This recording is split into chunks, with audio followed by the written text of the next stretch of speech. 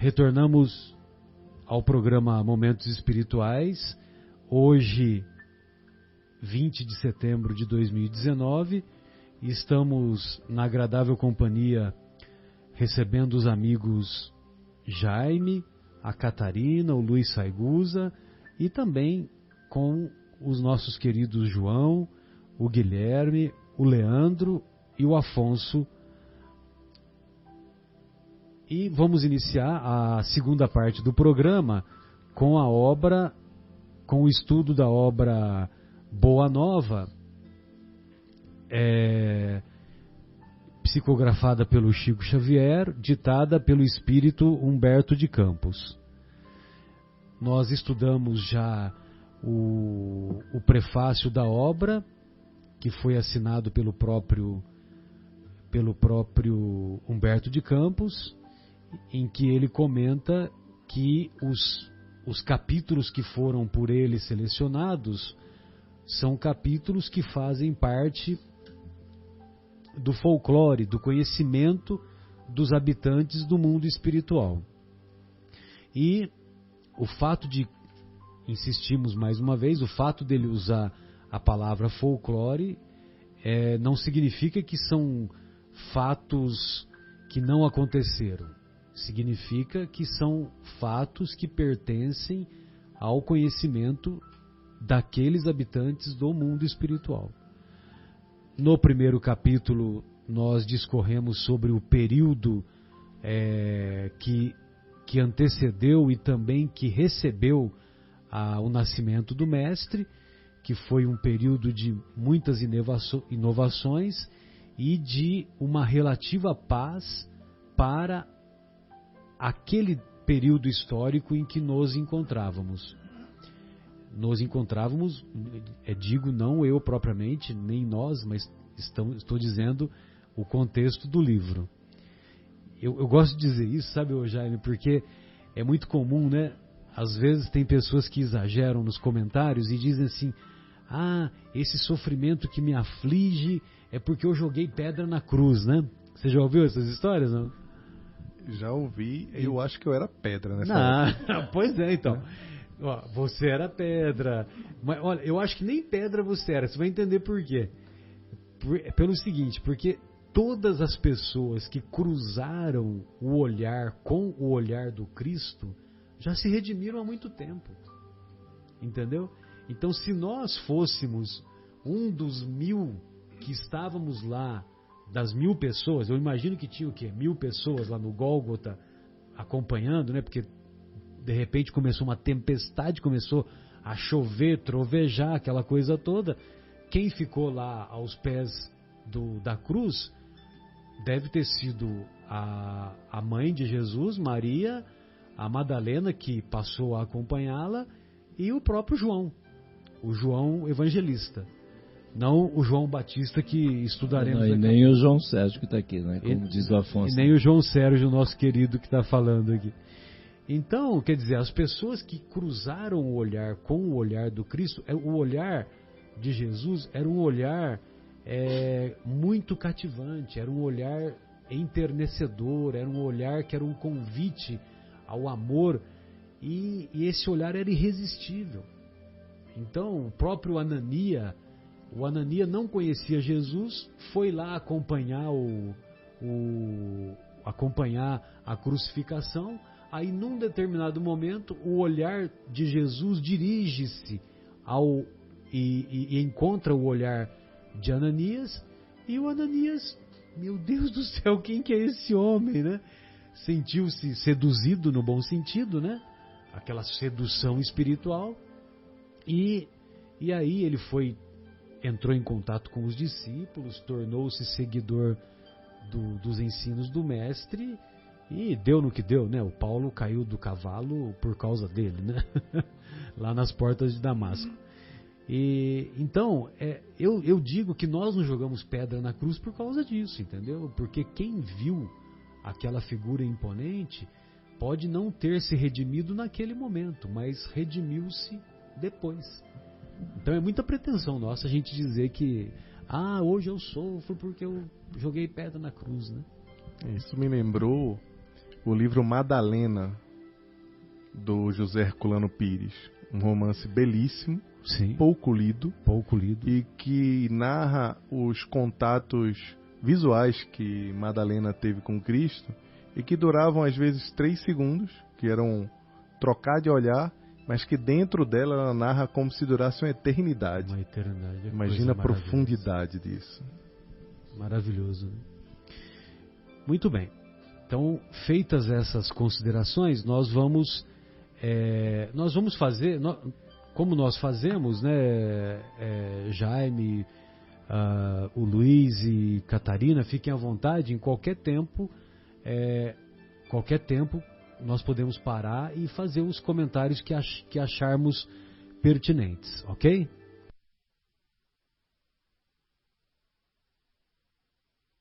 E o precursor. Após a famosa apresentação de Jesus aos doutores do Templo de Jerusalém, Maria recebeu a visita de Isabel e de seu filho em sua casinha pobre de Nazaré. Pois não, Afonso, contextualiza para nós aí. Eu queria... Que bom que você já deixou separado.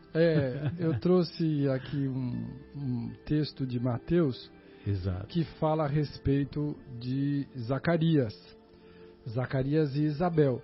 Sim. Zacarias era o pai de João Batista e ele pertencia a uma tribo que era designada a se revezar no culto do templo, mas na parte mais fechada do grande templo, onde só esses poucos escolhidos que pertenciam a essa determinada tribo poderiam entrar. Eram os famosos iniciados da época, né? Tinha os iniciados no Antigo Egito, os iniciados na Grécia, e também tinha entre os hebreus. Eles eram muito zelosos e se revezavam no cultivo das preces e da queima dos incensos, enfim.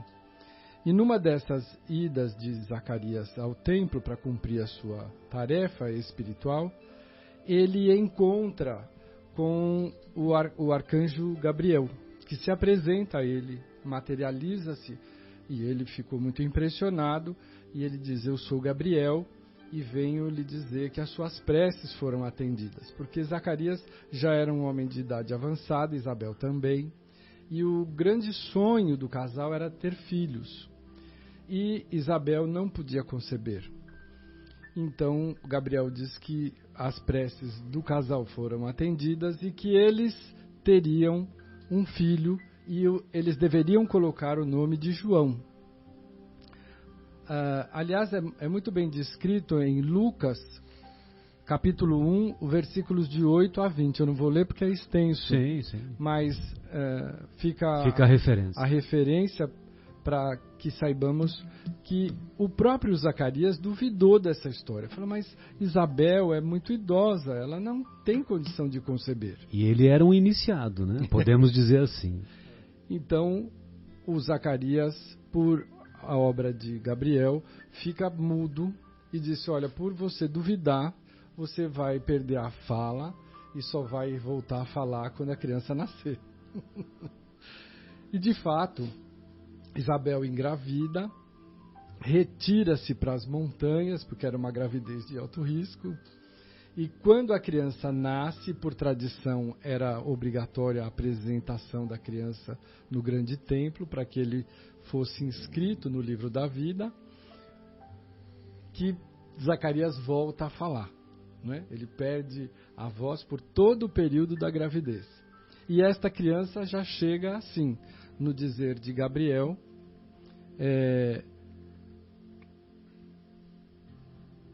terás o prazer e a alegria, e muitos se alegrarão no seu nascimento, referindo-se a João, porque será grande diante do Senhor, e não beberá vinho nem bebida forte, e será cheio do Espírito Santo, já desde o ventre da mãe. Converterá muitos dos filhos de Israel ao Senhor seu Deus. Então aqui nós já tínhamos descrito a tarefa de João como precursor. né? E aqui o livro já inicia o segundo capítulo dizendo do encontro das duas primas, que Maria e Isabel eram primas, né? E já os filhos nascidos. Então eu quis... Exato. E também, né, que ele começa o parágrafo dizendo que após a apresentação de Jesus aos doutores do Templo de Jerusalém, que foi aquele período que é descrito nos Evangelhos, quando Jesus estava por volta dos 12, 13 anos e foi apresentado aos doutores e Jesus os impressionou a todos com o seu conhecimento. E ela vai fazer referência aqui um pouquinho adiante.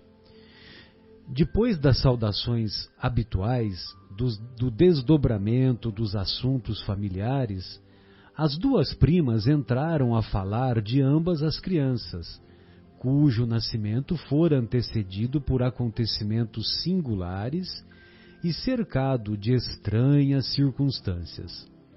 Enquanto o patriarca José atendia às últimas necessidades diárias de sua oficina humilde, entretinham-se as duas em curiosa palestra, trocando carinhosamente as mais ternas confidências maternais. Ou seja, as duas estavam lá conversando e desenvolvendo os seus sentimentos. Por outro lado, o homem, José, estava lá envolvido com a prática, com as questões práticas do seu trabalho material. Então, sempre tem esse lado, né? O lado masculino horizontal, dando mais atenção para as coisas materiais.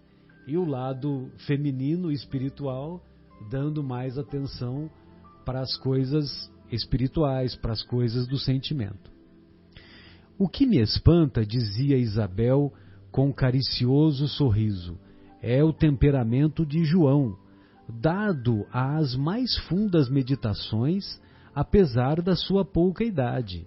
Não raro, procura-o inutilmente em casa, para encontrá-lo quase sempre entre as figueiras bravas ou caminhando ao longo das estradas adustas, como se a pequena fronte estivesse dominada por graves pensamentos. Adustas, o que é mesmo? Aqui tem o significado de ardente. Ardente. Então, estrada ardente, né? Árida. Sim, perfeito. Muito bem. Então, ela percebia, né, a Isabel, que o próprio João era uma criança, desde pouca idade, já interessada para essas questões internas, para essas questões espirituais, vamos dizer assim. Essas crianças, a meu ver, respondeu-lhe Maria, intensificando o brilho suave de seus olhos. Olha só, o brilho suave dos olhos de Maria. Trazem para a humanidade a luz divina de um caminho novo. Meu filho também é assim, envolvendo-me o coração numa atmosfera de incessantes cuidados. Por vezes vou encontrá-lo a sós, junto das águas, e de outras, em conversação profunda com os viajantes que demandam a Samaria ou as aldeias mais distantes, nas adjacências, nas vizinhanças do lago. Quase sempre surpreendo-lhe a palavra caridosa que dirige às lavadeiras, aos transeuntes, aos mendigos sofredores. Fala de sua comunhão com Deus com uma eloquência que nunca encontrei nas observações dos nossos doutores e, constantemente, ando a cismar em relação ao seu destino. Você também ficou cismado? Não, eu não cismei. Pois não, eu fico João. encantado pois não, com a eu forma. também fico encantado, Afonso. Como ele descreve, como né? Humberto de Campos relata, clareia né? a situação de João e de Jesus nos comentários das suas mães, né? Uma forma simples, mas encantadora, né? Que habilidade! Sem dúvida. E desde o começo, ele descreve a preferência, a opção que o mestre faz para as pessoas consideradas mais simples, mais humildes, né? Lavadeiras, transeuntes, mendigos. Porque às vezes a gente tem a impressão que o Cristo, como assumiu a tarefa coletiva aos 30 anos, aproximadamente, que ele não tivesse uma atuação, né, durante o seu crescimento, a sua infância, o que não é verdade. Quem é em qualquer situação. E continuou sendo e servindo e atendendo e esclarecendo. Sem dúvida. É verdade. Existem vários escritos que datam do século I ao século III, inclusive os próprios escritos de Tomé, que são considerados apócrifos, mas que deram origem a vários documentos que hoje até são estudados por alguns próprios estudiosos da igreja mesmo, que relatam um pouco mais sobre a infância do Cristo, sobre a época pré-30 anos. E fala-se bastante sobre isso. E de fato tem coisas surpreendentes nessa época. Muito bem. Apesar de todos os valores da crença, murmurou Isabel convicta, nós, as mães, temos sempre o espírito abalado por injustificáveis receios. Como se deixasse empolgar por amorosos temores, Maria continuou. Ainda há alguns dias estivemos em Jerusalém nas comemorações costumeiras e a facilidade de argumentação com que Jesus elucidava os problemas que lhe eram apresentados pelos orientadores do templo nos deixou a todos receosos e perplexos. Sua ciência não pode ser deste mundo. Vem de Deus, que certamente se manifesta por seus lábios amigos da pureza. Notando-lhe as respostas, Eleazar chamou a José, em particular, e o advertiu de que o menino parece haver nascido para a perdição de muitos poderosos em Israel. Bom, vamos só fazer um parênteses aqui que nós recebemos a ligação e a primeira pessoa que ligou vai ser a nossa querida ouvinte Ana Lúcia, que levará então a obra de Valdo, Mensageiro da Paz. Aí, valeu a pena, viu, Luiz? Aí. Parabéns, Ana Lúcia. Um grande abraço. A Ana Lúcia, inclusive, ela falou que queria ouvir mais sobre os convidados aqui, para eles falarem mais. Mas eles vão ouvir. Ela vai ouvir. A Ana Lúcia, eu a conheço pessoalmente e ela traz dentro de si um pouco de ansiedade, diferente do cônjuge.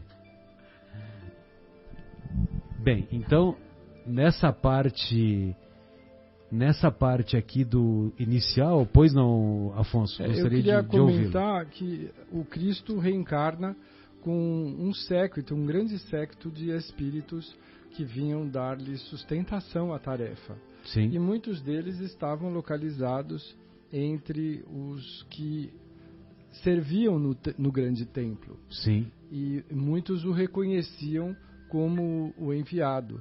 Nós acabamos generalizando, achando que os judeus repudiaram a tarefa do Cristo, mas muitos reconheceram e serviram e se transformaram em seguidores, né, como é o caso de Eleazar, como o Humberto está sugerindo aqui. Né? Sim, sim.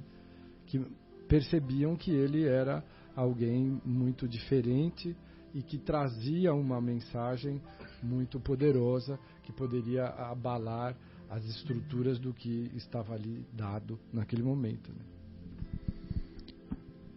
Se tiver algum comentário, fica à vontade, viu? Jaime, Luiz, Catarina. Que a gente volta na questão da Quero ouvi-la, sustentação. Catarina.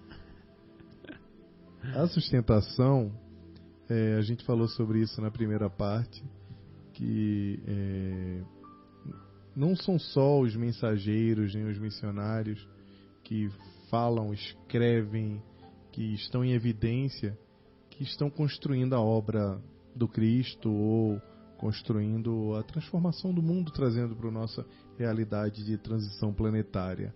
Existem muitos espíritos, existem muitas pessoas que fazem o trabalho de uma forma silenciosa, anônima, que no plano espiritual são extremamente reconhecidos e estão alocados em várias posições estratégicas para que a mensagem do Cristo ela prossiga. E às vezes, um fato curioso é quando a gente olha o próprio nosso lar, quando a gente vê toda a narração de André Luiz. Eu não sei se vocês já perceberam, mas não tem nenhum famoso que está lá em nosso lar tocando ou administrando as coisas. E nós mesmos aqui como espírita temos mania de toda vez que quando a gente vê alguém, a gente acha que é reencarnação de alguém famoso que já esteve aqui no nosso planeta. Como se tivessem só 10, 20 benfeitores, personalidades para executar a tarefa. E não é bem assim. A gente sabe que esse pessoal da sustentação são os sustentadores que garantem também com que essa mensagem aconteça. Exemplo, dentro dos templos, na época de Jesus, certamente tinha alguém lá, algum conselheiro, alguma dama de companhia, alguma babá, que estava intervindo junto aos ouvidos das esposas dos imperadores ou da oligarquia para poder a tarefa do Cristo seguir de uma forma mais suave e segura. Mas a gente não tem relatos sobre isso, ou poucos relatos sobre isso, porque, na verdade, não importa para esses espíritos aparecerem, mas eles estão seguindo e garantindo que a tarefa se concretize. Né? Isso é bem importante, que o Afonso falou da sustentação espiritual. E mesmo das atividades que consideramos atividades do mal, extraímos, ou os benfeitores espirituais, ou a espiritualidade superior, extrai o mal, extrai o bem. Mesmo do mal, extrai-se o bem. Às vezes, pode não ser de imediato, evidentemente. Então, vejamos o caso do nosso querido Alexandre da Macedônia. Ele teve uma vida curta, ele teve uma vida de 30 anos e conquistou todo mundo conhecido da época, praticamente, né? E ele, como ele gostava muito da cultura grega, ele disseminou a cultura grega por todo aquele mundo antigo conhecido. E disseminando a cultura grega, ele, sem saber, ele preparou o terreno para que mais tarde o cristianismo fosse divulgado. Para os primeiros séculos do cristianismo, que o grego era o inglês da época, era a língua mais falada, e o Paulo de Tarso, quando ele começa a fazer as pregações, ele fazia as pregações naqueles ambientes onde as pessoas falavam o grego. Então, quer dizer, do mal também extrai-se o bem. Muito bem.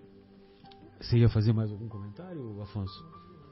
Não, eu ia fazer um comentário assim, tá, o Luiz que está aqui, né, que é editor, pessoal de produção, isso que o Jaime acabou de dizer assim, às vezes a gente acaba vendo uma obra, né, um livro, né, um filme, né, mas quantas pessoas por trás, né, que não aparecem, né, que às vezes aparece só no finalzinho, aquelas letrinhas no final que a gente não para ler, nos créditos no final lá. Mas quanta gente envolvida, você sabe muito bem. Quantas pessoas envolvidas? Isso é um comentário com relação a essa obra. Filme, né? Maravilhosa. Por exemplo, assim, qual o tamanho da equipe? Assim? Olha, eu não sei exatamente assim o número, mas é muita gente. Você sabe que eu também não tinha ideia, né? Foi o primeiro filme que a gente acompanhou, né? Toda a produção desde o início. Teve dia de filmagens de envolver mais de 200 pessoas, né? Assim, com toda a equipe técnica, né? Elenco, figurantes, principalmente por ser um filme de época, Então imagina, né? Você tem que preparar a roupa para cada figurante com antecedência, com detalhes. Os veículos. A maquiagem, né? O cabelo, tudo. Tem que ser tudo feito com antecedência, né? Então teve dias assim de filmagem, da gente começar às 7 horas da manhã e até 10 horas da noite. Então, com uma movimentação assim incrível, né? Então assim dá muito trabalho realmente para fazer o filme, é muito trabalho, né? Muita e no gente... caso em particular os direitos foram doados, né? Foi isso que você falou para nós, né? Foram doados. Sim, para os direitos autorais, inclusive caminho. do livro, né? Foram doados pela autora, né? A jornalista Daniela Migliari.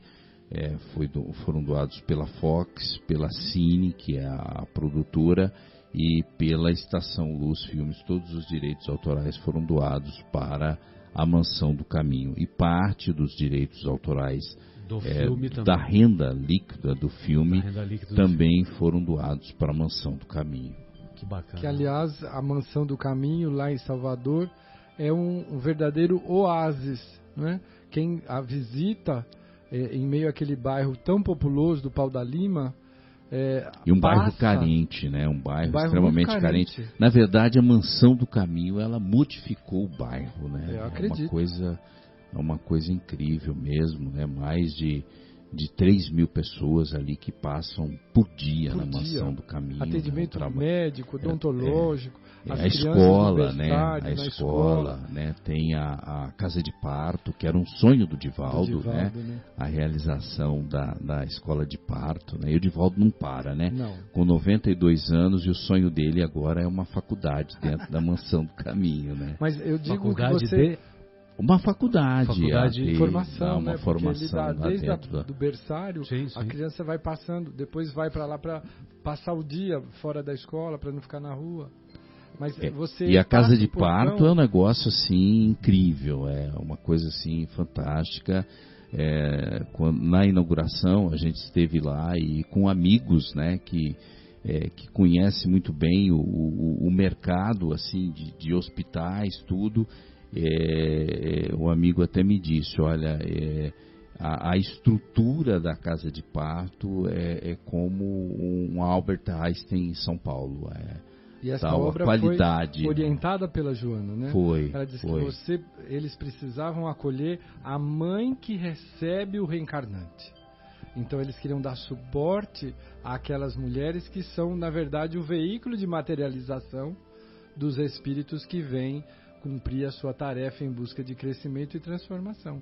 Então eu dizia, você passa o portão da Casa do Caminho, da Mansão do Caminho, e você muda completamente aquele bairro de periferia que tem todo mundo sabe como é a aparência, o caos, né? A falta de organização, de ordem. Você entra ali e é um oásis cheio de flor. Você está na Suíça, né? E o interessante é que o atendimento, né? O atendimento é dado para pessoas de qualquer religião, né? Inclusive a maioria dos atendidos são evangélicos, não são espíritas, né? Mas é lindo interessante isso. De ver. E realmente acredito que o consumo de verba deve ser muito alto, precisa de muito recurso. O Divaldo não se cansa, não é? De divulgar, de vender livro, de... É por isso que ele não pode parar. Não pode. Vale muito a pena. Pois não, Catarina. Ouvintes, boa noite. Eu queria fazer uma reflexão em relação ao assunto anterior. Pois não. Aquele equipe, o pessoal que está sempre nos bastidores. Sim. E a reflexão é, em tempos de redes sociais, onde é uma grande geração de tudo sobre mim, é o iPhone, é a selfie, o quanto a gente precisa sempre pontuar e lembrar que a verdadeira mágica, a ação do ponto de vista de transformação não está nos holofotes. Os holofotes são, de uma forma geral, 3% da ação. O poder, a grande verdade está sempre em todo o resto das pessoas. Então eu gostaria de falar um salve a todos esses que estão por trás dessas grandes imagens. Os anônimos. Exatamente. Os anônimos poderosos. Catarina custou a falar, mas quando ela falou, fechou questão. Muito bem, Catarina. Cheguei, pessoal. Se segura, Jaime. Se segura, Jaime. Muito bem. Bom, continuando. E ela tem olhos lindos. Vocês não podem vê-la. Mas, rapaz... Muito obrigada, Afonso.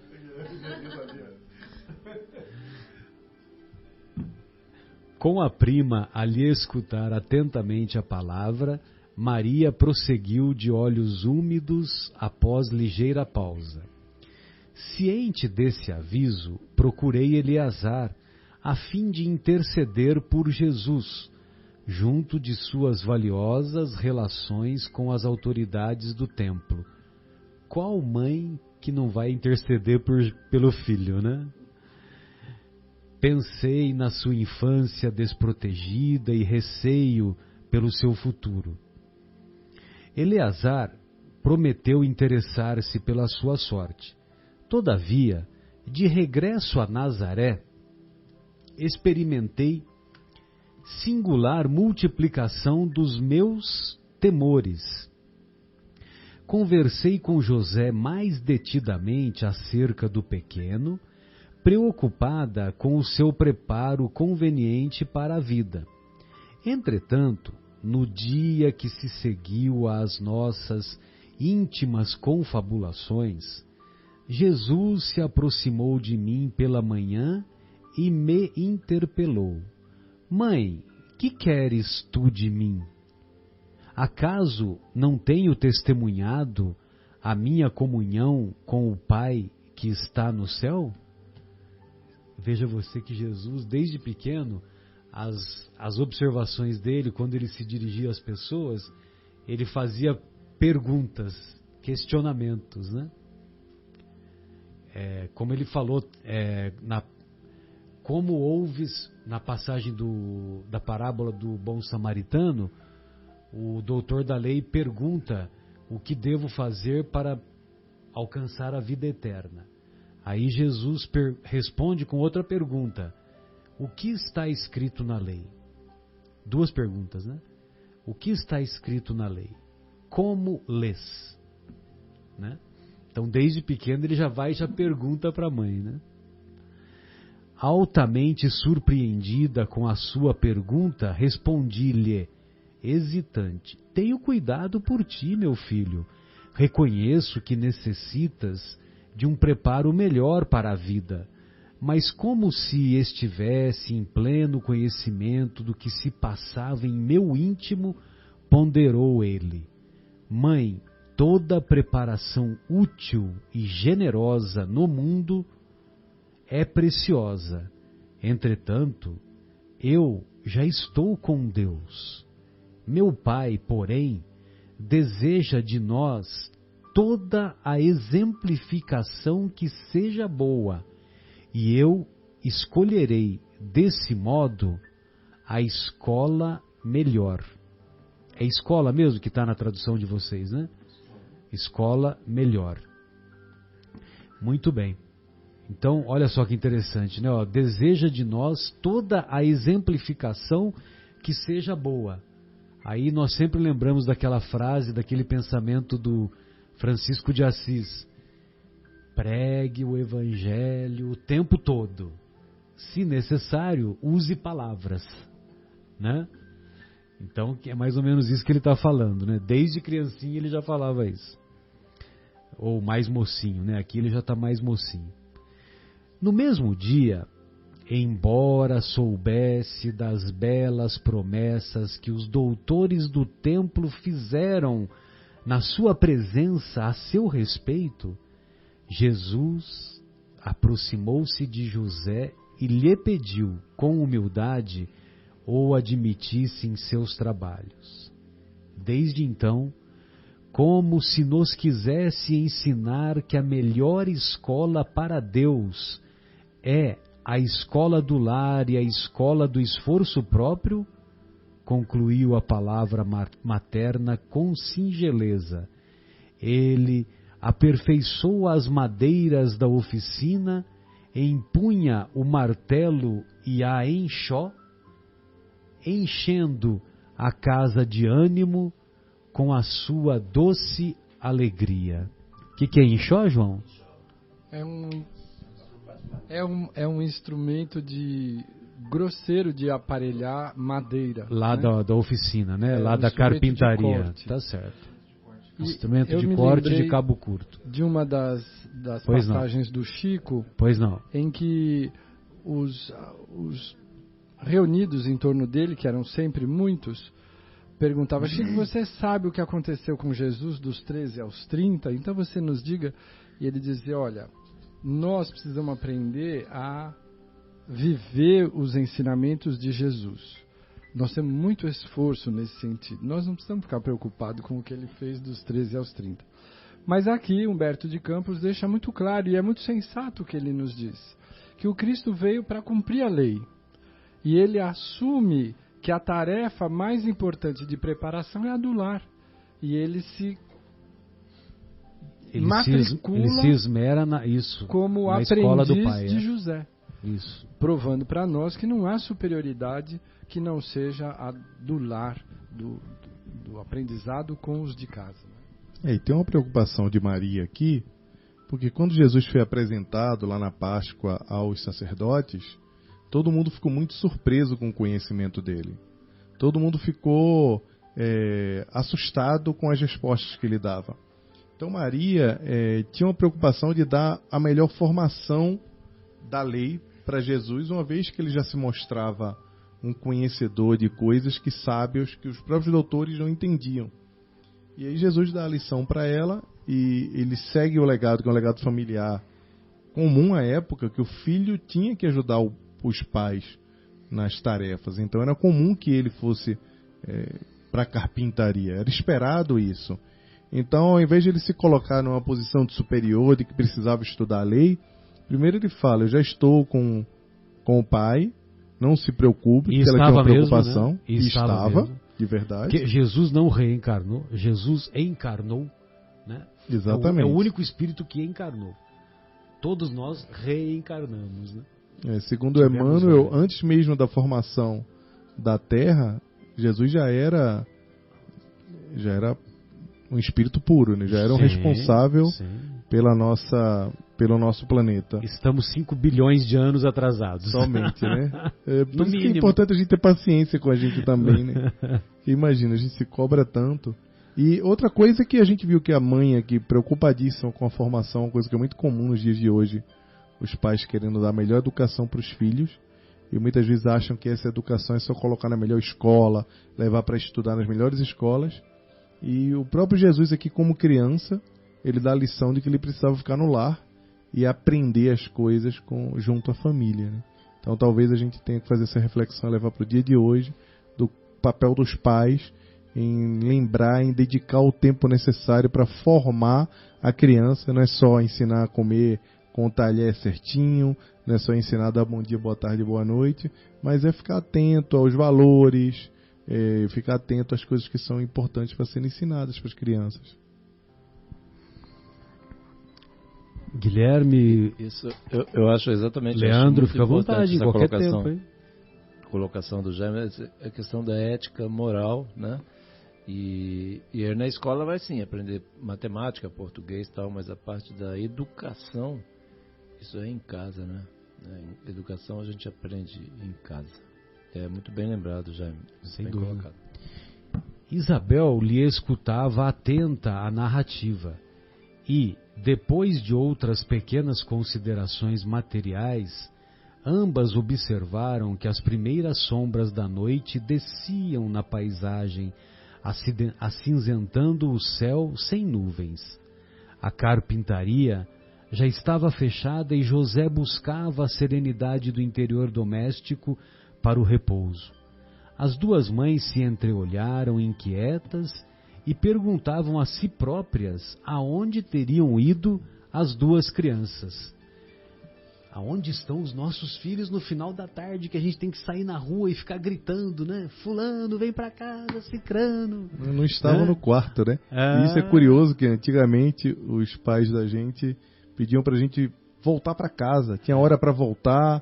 A mãe ia lá e gritava lá na frente. Quando você chegava, você ainda apanhava, tomava aquele casa, sacode. Moleque. Agora é o contrário. Os pais ficam obrigando as crianças a ir pra rua. Sai desse quarto, vai pra rua. Vai pra rua. Como o mundo vai mudou, jogar né? Bola. Pelo amor de Deus. Vai jogar bola. Vai encontrar seus amigos. Você não tem amiguinho, sai do videogame, né? Exatamente. Nazaré, você gostaria de falar alguma coisa? Desculpe. Nazaré, com a sua paisagem das mais belas de toda a Galileia, é talvez o mais formoso recanto da Palestina. Suas ruas humildes e pedregosas, suas casas pequeninas, suas lojas singulares se agrupam numa ampla concavidade em cima das montanhas ao norte do Esdrelon. Seus horizontes são estreitos e sem interesse. Contudo, os que subam um pouco além, até onde se localizam as casinholas mais elevadas, encontrarão, para o olhar assombrado, as mais formosas perspectivas. O céu parece alongar-se, cobrindo o conjunto maravilhoso numa dilatação infinita. Parece a mensagem psicofônica do Divaldo, né, Luiz? Que poesia do Humberto de Campos, né? Sensacional. Impressionante, né? Observar esse detalhe, né? Exato. Pois não, Catarina? Gente, e todo mundo visualizou tão bem quanto eu visualizei? Não sei vocês, mas para mim veio uma paisagem, um quadro aqui completo com diversas cores e detalhes que, enfim, foi fundo. Belíssimo. Sensacional, a concavidade, né, para cima, muito bacana. Maria e Isabel avistaram seus filhos lado a lado, sobre uma eminência banhada pelos derradeiros raios vespertinos. De longe, afigurou-se-lhes que os cabelos de Jesus esvoaçavam ao sopro caricioso das brisas do alto.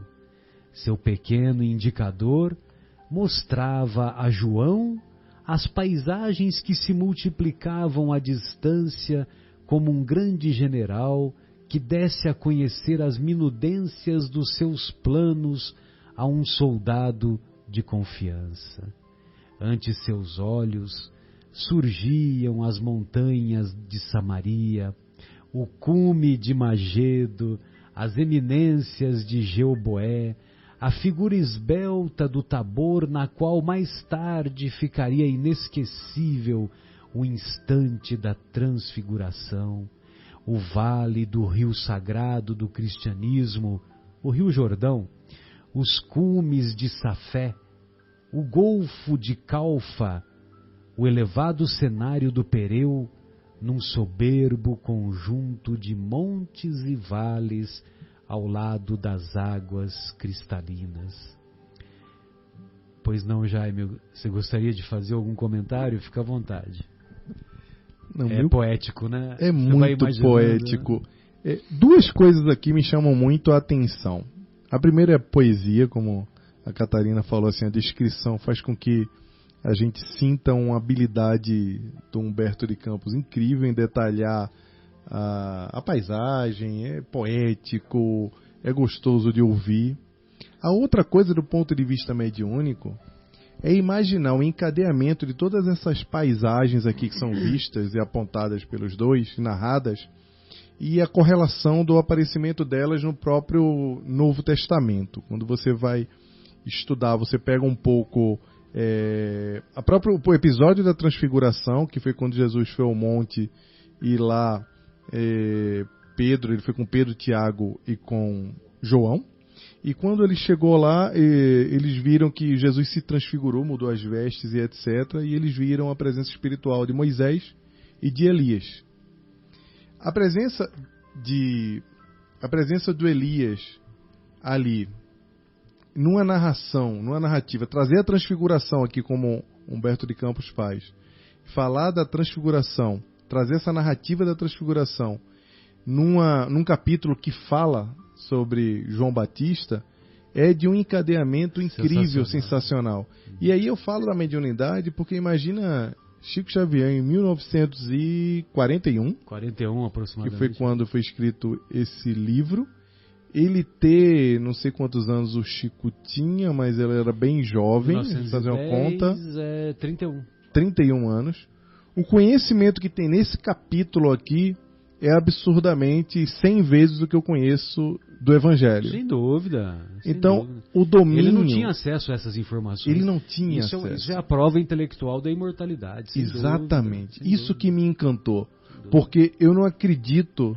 Eu sou um aspirante, a gente lê Humberto Campos, não dá nem pra gente falar que é escritor, né, que dá vergonha, logo em seguida. Sim. Mas como escritor eu seria incapaz de descrever Recife, que é minha terra natal, o Rio de Janeiro, que é minha terra amada, com tanta delicadeza e com tanta poesia como foi feito aqui, inclusive fazendo enquadramento histórico, como Humberto Campos faz. Sim. Não é nitidamente aqui, ele foi beber lá na fonte, como estávamos falando mais cedo, Emmanuel bebeu na fonte do Evangelho, dos originais do Evangelho, antes de escrever os seus livros. Humberto de Campos com certeza bebeu nas fontes das tradições do plano espiritual para escrever e descrever essas cenas, que são belíssimas, né, Afonso? Sem dúvida. Pois não, Luiz? Eu costumo dizer o seguinte: se Chico não era médium, ele foi o maior gênio da humanidade. Sim, sem dúvida, né? Porque não tem outra alternativa. Não tem outra alternativa. Ou ele era médium ou ele era gênio. Sem dúvida. E o pessoal do Parnaso de Além... O Parnaso de Além Túmulo já é uma demonstração disso. Né? Que como que uma pessoa ia descrever todos aqueles poemas mantendo as mesmas características dos encarnados, né? A gente vê inclusive a diferença de característica entre Emmanuel e André Luiz, né? Sim. É fantástico. Como é que ele poderia, porque o escritor, ele tem uma característica, não tem como fugir dessa característica, né? E no caso de André Luiz e Emmanuel é completamente diferente as características, né? Da mesma forma, Divaldo Franco, se você pegar Joana de Ângeles e Manuel Filomeno de Miranda, são completamente diferentes os estilos, né? É verdade. Se você fechar os olhos e ver um texto do André Luiz e um texto do Emmanuel, você é capaz de identificar quem é que está escrevendo. Até a própria Joana mesmo, né? Já sabe que é ela que está ali por Divaldo. É incrível isso. E nessa descrição geográfica do nosso querido Humberto de Campos, a Samaria tem a parábola do bom samaritano e tem também o encontro com a mulher samaritana, lá no poço de Jacó. O cume de Magedo, eu estou falando porque eu não tenho conhecimento suficiente. Mas, por exemplo, o cume de Magedo deve ter algum significado, só que eu não vou me lembrar se tem referência no Novo Testamento desses locais. Mas se o Humberto de Campos colocou, é porque tem algum motivo, né? O Tabor todos conhecemos, agora eminências de Jeoboé e assim por diante... o Vale do Rio Sagrado do Cristianismo, lógico, né? Tudo bem. Bom, seguindo adiante aqui, quem poderia saber qual a conversação solitária que se travara entre ambos? Distanciados no tempo, devemos presumir que fosse, na Terra, a primeira combinação entre o amor e a verdade. O amor, Jesus, a verdade, João Batista, para a conquista do mundo.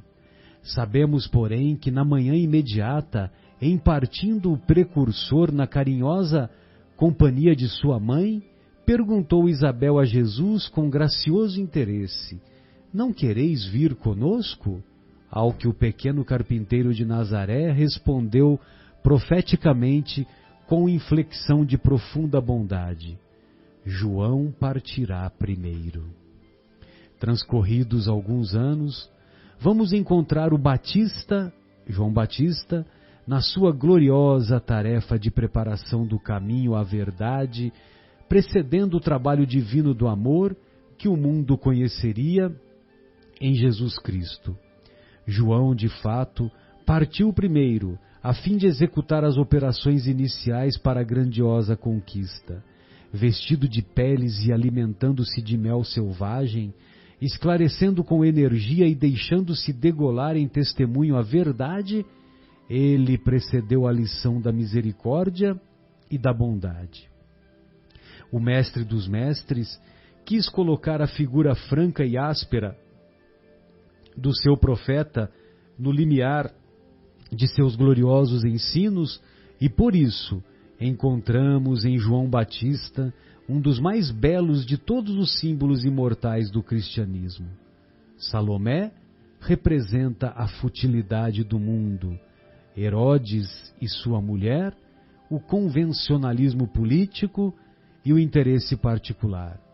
João era a verdade, e a verdade, na sua tarefa de aperfeiçoamento, dilacera e magoa, deixando-se levar aos sacrifícios extremos.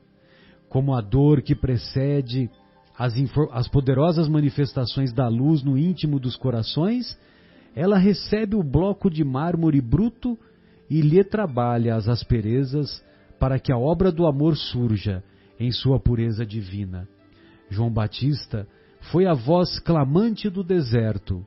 Operário da primeira hora, é ele o símbolo rude da verdade que arranca as mais fortes raízes do mundo, para que o reino de Deus prevaleça nos corações.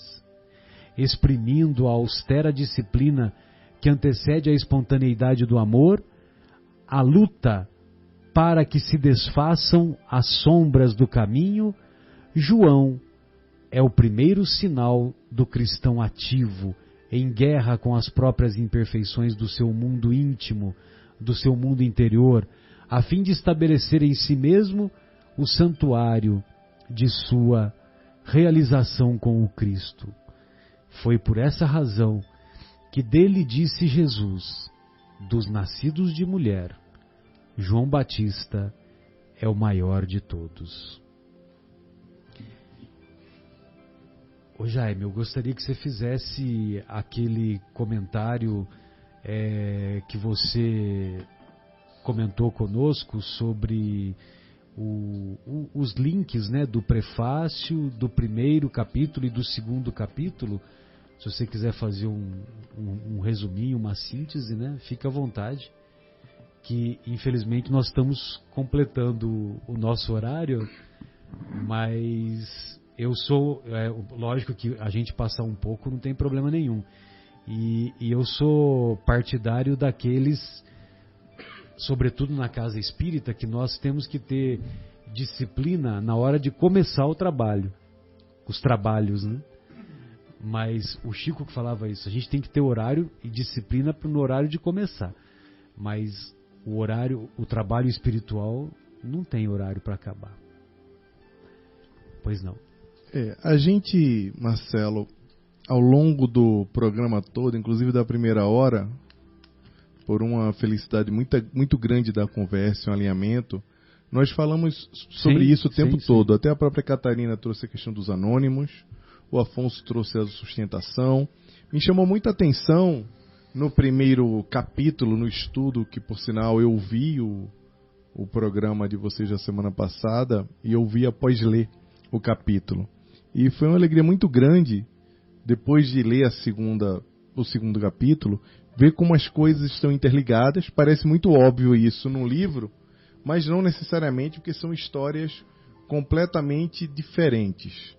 Mas tem uma particularidade aqui que não pode nos escapar, que é a particularidade da sustentação. Eu vou usar essa palavra sustentação, é que às vezes a gente acha que para algum fenômeno acontecer, para que as coisas se deem, precisa-se só de uma pessoa. A gente tem mania de verticalizar a solução das coisas.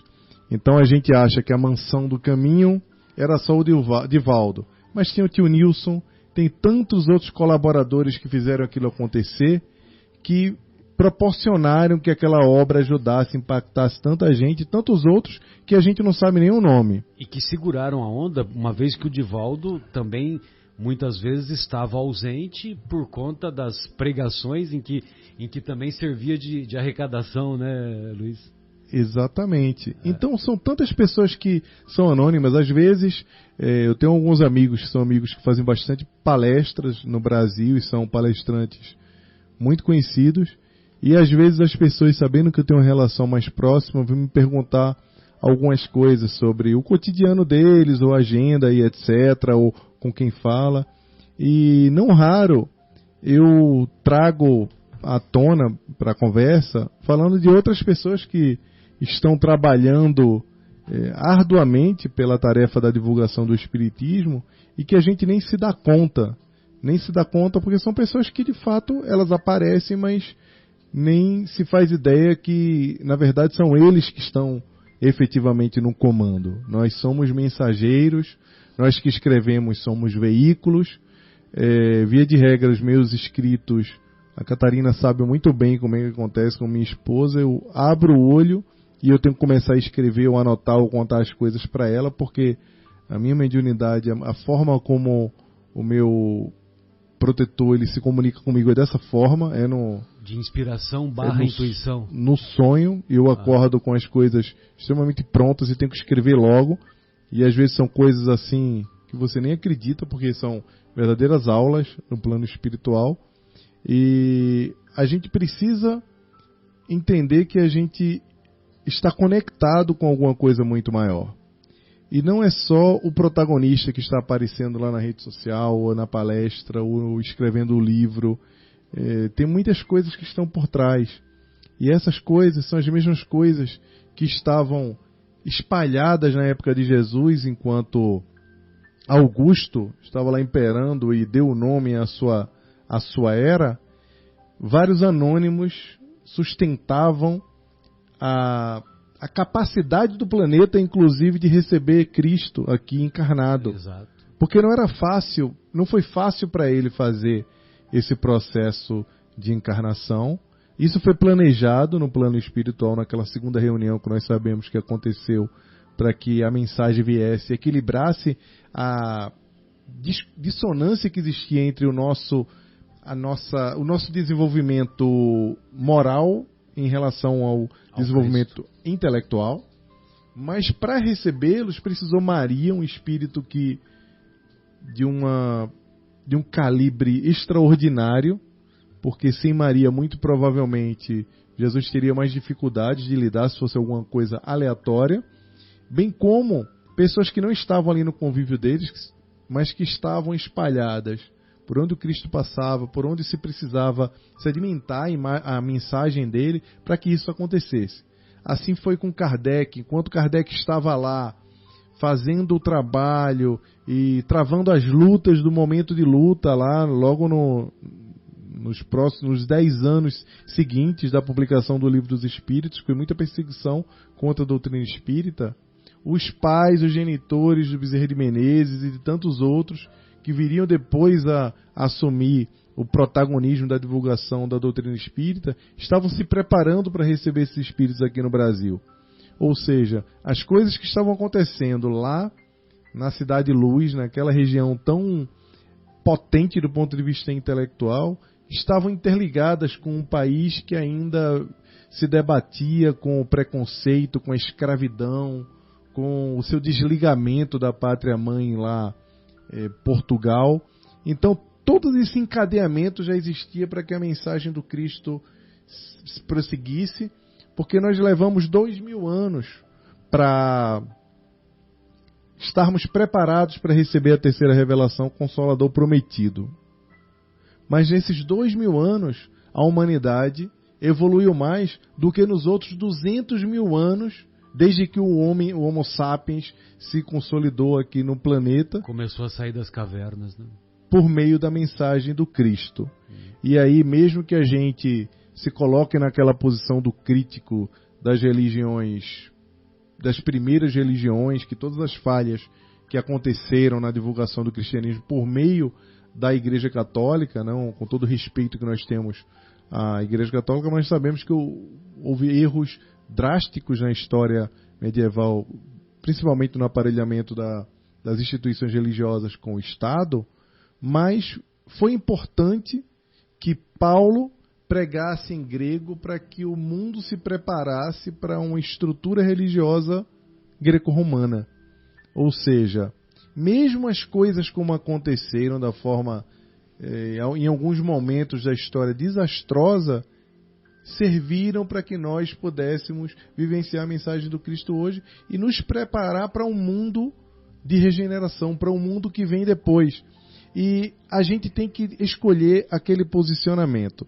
Nós estamos na sustentação, somos essas pessoas, espíritos ainda em evolução, que ainda não estamos preparados para ir lá para o grande torneio, para a Copa do Mundo, porque ainda temos defeito, ainda não estamos preparados do ponto de vista físico, treinados, e aí nos tornamos os colaboradores da mensagem do Cristo, os colaboradores da difusão do cristianismo, ou nós nos tornamos os detratores, pessoas que estão o tempo todo criticando a obra de Jesus, a obra do Deus, criticando aqueles que estão levando de uma forma ainda tosca a mensagem do Cristo. Quem somos nós? Essa decisão a gente precisa tomar, porque como trabalhadores da última hora, o Cristo tem a esperança e a pretensão de que nós sejamos os colaboradores dele. Então essa reflexão a gente tem que ter o tempo todo, quando vai criticar, quando a gente vê o irmão se desviando, e dizer, tem um texto que eu escrevi que está no blog lá da editora Intelitra, que chama O Sobrevivente Designado do Espiritismo, que é uma ficção que fala no dia que está todo mundo indo para um congresso e o avião se perde. Está Divaldo, está Rossando, está Haroldo, está todo mundo lá, a Sueli também está, todo mundo nesse avião. O avião se perde e tem que começar o congresso. Então o Sobrevivente Designado está lá, que é baseado naquela série lá da Netflix, Designated Survivor. Ele está lá para assumir tudo. E vai ter que abrir, que era o lugar do Divaldo, vai ter que dar a mensagem do Bezerra, que está programada pela espiritualidade, vai ter que fazer a palestra do Rossandro, que é em seguida, e ainda vai ter que se reunir com doadores da Fraternidade Sem Fronteiras. Ainda bem que é um sonho lá no texto, e a pessoa acorda, mas vem a reflexão. Estamos preparados para dar o máximo nosso, dentro das nossas impossibilidades, para que a mensagem do Cristo continue impactando o mundo? Essa é a reflexão que a gente tem que fazer para a gente tomar a decisão. Se somos as pessoas que estão vibrando para que os Augustos que hoje parecem estar proliferando no mundo, né, pessoas, inclusive talvez Augusto, comparar algumas lideranças globais hoje com Augusto seria até uma ofensa a Augusto, que nós estamos vivendo períodos que nós precisamos de muita reflexão e entender as transformações do mundo. Muita tolerância. Né? Muita tolerância. Então, qual é o nosso papel nesse mundo, né, agora? É essa reflexão que eu acredito que a gente tem que fazer. Por isso que o mestre falava, né? Seja vosso falar sim, sim, não, não. E lá no Apocalipse, eu não quero, foi o próprio mestre que ditou para João, eu não quero morno, ou é quente ou é frio. Então a gente tem que escolher o posicionamento, você está correto. Não dá, esse negócio de ficar em cima do muro, significa o outro lado. Né? Basta não fazer o mal para garantirmos uma posição futura melhor no nosso quadro evolutivo? O Kardec perguntou isso para os benfeitores. Só que eu já vou te adiantando que eu não me lembro qual é a pergunta. Não me lembro. Guilherme sabe qual é a pergunta. Tem algumas que eu guardei o número, então aí tudo bem. Mas, por exemplo, essa eu já me esqueci. 642, né? Acho que é 642. Abre o Kardecpedia para checar. Então, aí os benfeitores respondem, é preciso... Não, a resposta é não, né? Basta não fazer o mal? Não, não basta fazer o mal. É preciso fazer o bem no limite das suas forças. Não é no limite das suas conveniências. Nós ainda estamos nas nossas conveniências. É isso mesmo? 642? Tá vendo? O Leandro vai até ganhar um livro. Lembrou o número. Bem, amigos, alguém gostaria mais de fazer alguma observação? Pois não, Catarina? Para alimentar. Pode ir até as 3h15, não tem problema nenhum. para alimentar essa reflexão sobre se a gente realmente está fazendo tudo. Eu sei que a gente já comentou, mas eu não posso deixar a oportunidade perder. Eu convido a todo mundo que está nos ouvindo para assistir o filme de Valdo, Sem Mensageiro dúvida, da Paz. sem É um grande termômetro para a gente voltar para casa após ver o filme e assistir e pensar sobre as nossas próprias ações, porque eu acredito profundamente que essa é a grande mensagem que o filme passa, que o Divaldo passou e continua passando em toda a sua vida, que muito mais do que a mensagem espírita, realmente o filme vai muito além, é sobre a mensagem do amor e do exemplo pela liderança.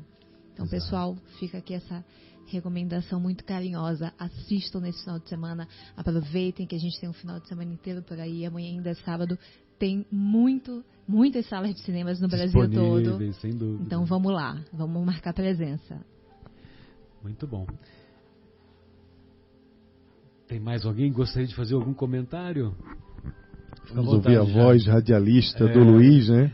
Para os ouvintes da Rádio Boa Nova, os fãs matarem a saudade de ouvir um pouco do Entre Amigos aqui. A voz do nosso querido Luiz. Impressionante. Bem, então nós vamos então encerrar esse nosso encontro, muito gratificados, um encontro que vai me deixar saudades desde retribuirmos a visita ou uma próxima oportunidade que nós possamos nos encontrar. Ou ainda fazermos um programa, às vezes, né, pelo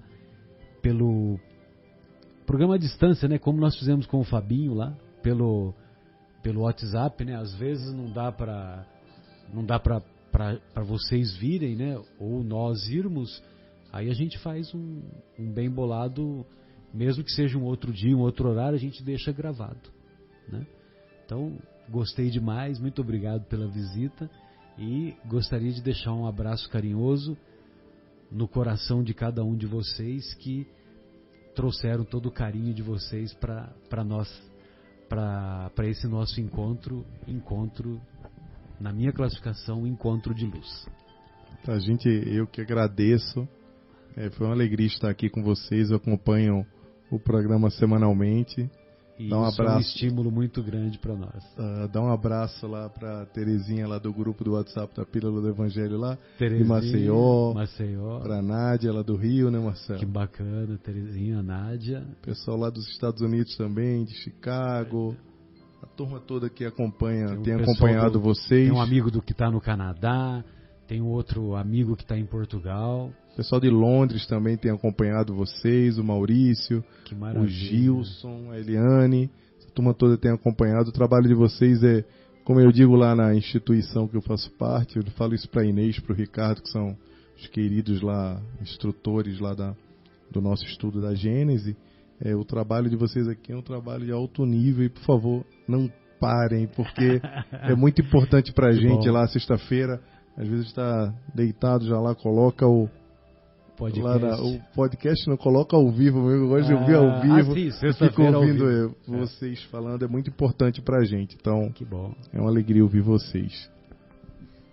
Pois não, quero agradecer a oportunidade de estar aqui com vocês. O seu carinho. Para nós foi uma alegria imensa estar participando aí com vocês e com os nossos queridos ouvintes dos momentos espirituais, né? Muita paz para todos. Opa, maravilha.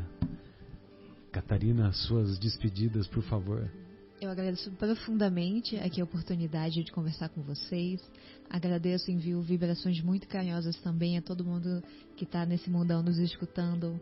Um beijo grande, gente. Uma alegria enorme estar aqui e a gente espera voltar muito, muito em breve. Que maravilha. Da mesma forma. João, suas despedidas. Afonso. Quero Guilherme, agradecer Leandro. a Deus, a bênção da oportunidade, da convivência dentro dessa doutrina espírita que nos tem trazido tantas alegrias. O acolhimento dos corações de vocês nessa noite foi muito especial. Ficamos muito felizes, gratos, esperamos poder continuar mantendo o contato, mesmo que seja virtual ou à distância. não temos a pretensão da reunião física, porque é sempre mais difícil, mas foi muito agradável. E gostaria de mandar um abraço especial de aniversário ao Dr. Haroldo Dutra Dias, que é gente que faz. Este reencarnou... Hoje 20 ou hoje 21? 20 de setembro, legal. 20 de setembro. Legal. Ele reencarnou e não tem deixado nem um minuto de descanso. Tem ocupado todos os espaços para divulgar a doutrina espírita, para servir de estímulo a tantos corações como os nossos. Nós o admiramos à distância, enviamos um abraço fraterno e o desejo de que ele continue sempre cheio de bom ânimo e coragem na sua tarefa. Muito bom. João, pois não? Queria agradecer a Deus aí, a bendita oportunidade de estar aqui, a companhia de todos vocês. Foi um prazer enorme conhecê-los e estar aqui, né, ouvindo vocês aí. E mandar um abração pro nosso querido Fabinho na Alemanha também. Tem gente para todo lado aí. Um abraço para todos os ouvintes. E aí lembrar assim que... O Bruno Eustáquio do Canadá. Bruno Eustáquio lá no Canadá. Um abraço aí, queridão. Nosso Fauzi. Isso. E é aquilo que, né, que o Jaime estava falando assim. É que Jesus está contando com a gente mesmo, né? Que milagre não existe, né? Existe resultado de trabalho. Então Jesus está contando que a gente faça a nossa parte. É ou não é? A gente ficar aqui sentado na beira da estrada chorando, aí não vai adiantar nada, né? Isso dá música, hein? É verdade. Vamos botar a mão no arado e trabalhar. Um abraço a todos, boa semana e fiquem com Deus. Agradecer então a oportunidade de a gente estar aqui mais uma vez, esse programa maravilhoso. Agradecer mais uma vez a presença do Jaime, da Catarina, do Luiz. Muito edificante, que vocês possam voltar muitas outras vezes, né?